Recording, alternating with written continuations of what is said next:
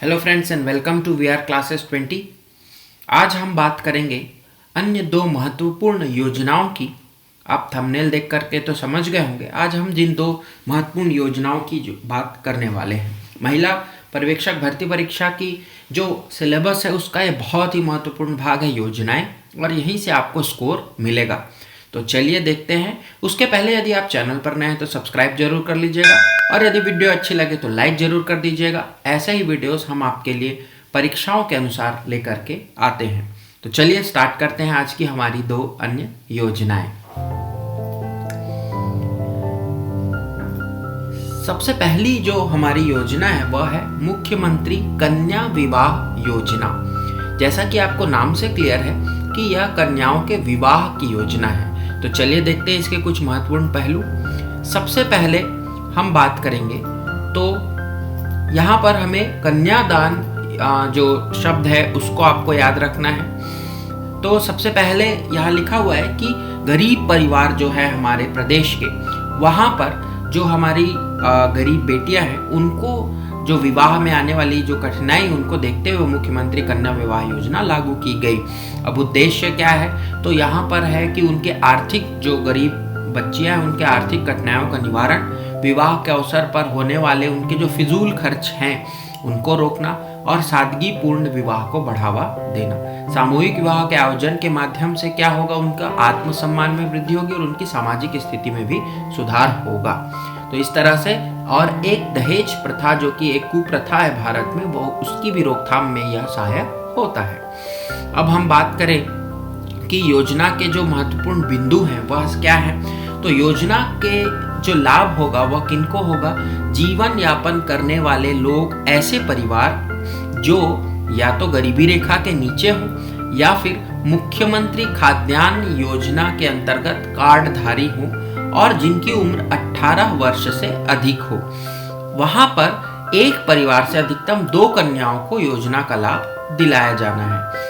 योजना के अंतर्गत क्या मिलेगा, तो कन्या का विवाह हेतु अधिकतम 25,000 रुपए की राशि का प्रावधान किया गया है। अभी हाल ही में हुए जब मैं ये वीडियो बना रहा हूँ तो हाल ही में एक पेपर हुआ था वन संरक्षक का, वहां पर यह क्वेश्चन पूछा गया है कि मुख्यमंत्री कन्या विवाह योजना के अंतर्गत कितने रुपए की राशि का व्यय का प्रावधान है, तो 25,000 रुपए आ जाएगा। इसमें देखिए वर वधु के श्रृंगार हेतु 5,000 रुपए है, अन्य उपहार हेतु 14 है, और वधु को बैंक ड्राफ्ट के रूप में 1,000 रुपए है, और सामूहिक विवाह आयोजन पर एक कन्या के पीछे या प्रति कन्या 5,000 रुपए तक व्यय की जा सकती है। इसका जो ब्रेकअप है वह भी आप एक बार देख लेंगे। राज्य शासन द्वारा यह जो योजना है उसके अंतर्गत विधवा, अनाथ, निराश्रित कन्याओं को भी शामिल किया गया है। इसका मतलब यह है कि न केवल कुंवारी कन्याओं को बल्कि विधवा, अनाथ और निराश्रित कन्याओं को भी इसमें शामिल किया गया है। आगे यदि बात करें तो इस योजना को हम देखते हैं कि इसके लिए आपको कहाँ संपर्क करना है, या फिर आपको क्वेश्चन आएगा कि मुख्यमंत्री कन्या विवाह योजना हेतु आपके लिए संपर्क किन कार्यालयों में करना है। तो सबसे पहले तो आप आंगनबाड़ी कार्यकर्ता से मिल सकते हैं, दूसरा आप पर्यवेक्षक से मिल सकते हैं जिसकी आप परीक्षा देने जा रहे हैं। तो सोचिए कि आप कितने अच्छे काम की परीक्षा देने जा रहे हैं। तीसरा है बाल विकास परियोजना अधिकारी, जिसको CDPO कहा जाता है, और जिला कार्यक्रम अधिकारी या जिला महिला बाल एवं विकास अधिकारी, या तो अंतिम अधिकारी होंगे, सर्वोच्च अधिकारी आप बोले यदि जिला में, तो वहां पर भी आप जाकर के संपर्क कर सकते हैं।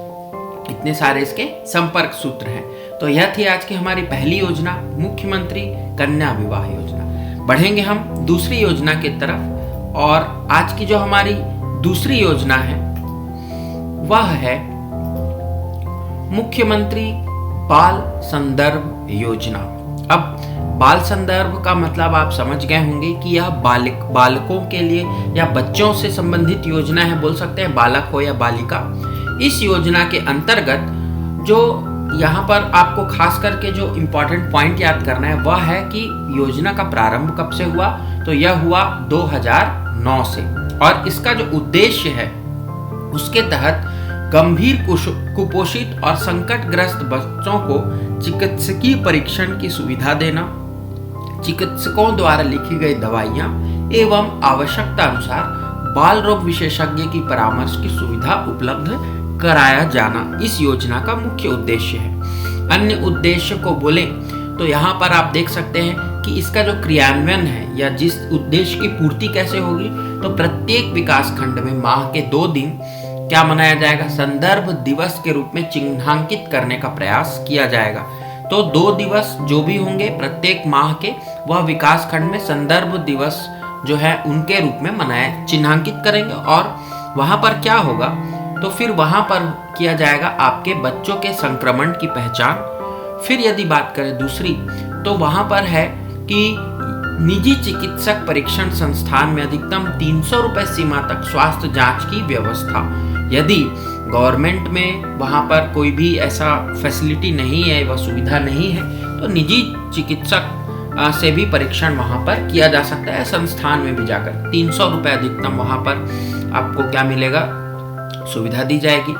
अब एक हितग्राही को वर्ष भर में अधिकतम 500 रुपए तक की दवाई तथा आवश्यकता होने पर चिकित्सा अधिकारी के परामर्श से इससे अधिक राशि देने की भी उपलब्धता, ऐसी जो व्यवस्था है वह की जा सकेगी, यह भी लिखा हुआ है। तो 500 रुपए तक की दवाई मिलेगी और आपको 300 रुपए तक की जांच की व्यवस्था यहाँ की गई है। अन्य महत्वपूर्ण बिंदु को देखें तो इसमें आपको मिलेगा कि जो निजी शिशु रोग विशेषज्ञ है उनकी सेवा पर उन्हें सम्मान स्वरूप 1000 रुपए का मानदेय तथा 500 रुपए तक का यात्रा व्यय का प्रावधान है, एन्यूमरेशन। उसके बाद यदि बात करें तो वर्ष 2016-17 से आवश्यकता पड़ने पर कुपोषित बच्चों के लिए आंगनबाड़ी कार्यकर्ताओं को परिवहन के लिए राशि उपलब्ध कराई जाती है, कराई गई है लिखा हुआ है। यह आपके योजना का भाग है। ये जो आप वेबसाइट देख रहे हैं, वेबसाइट में यह आपको मिल जाता है डेटा, तो वहां पर आपको ये भी सुविधा दी जाती है। तो मुख्यमंत्री बाल संदर्भ योजना बहुत इंपॉर्टेंट योजना है। यदि हम महिला बाल विकास के इस पद की बात करें, इस परीक्षा की बात करें तो आज के इस वीडियो में इतना ही। यदि आपको वीडियो अच्छे लगे तो लाइक जरूर कर दीजिएगा। चैनल पर नए तो सब्सक्राइब कर लीजिए। VR क्लासेस 20 आपके लिए CGVAP और CGPSC की संपूर्ण तैयारी हेतु हमेशा वीडियोस लाता रहता है। मिलते हैं हम अगले वीडियो में, तब तक के लिए थैंक यू वेरी मच।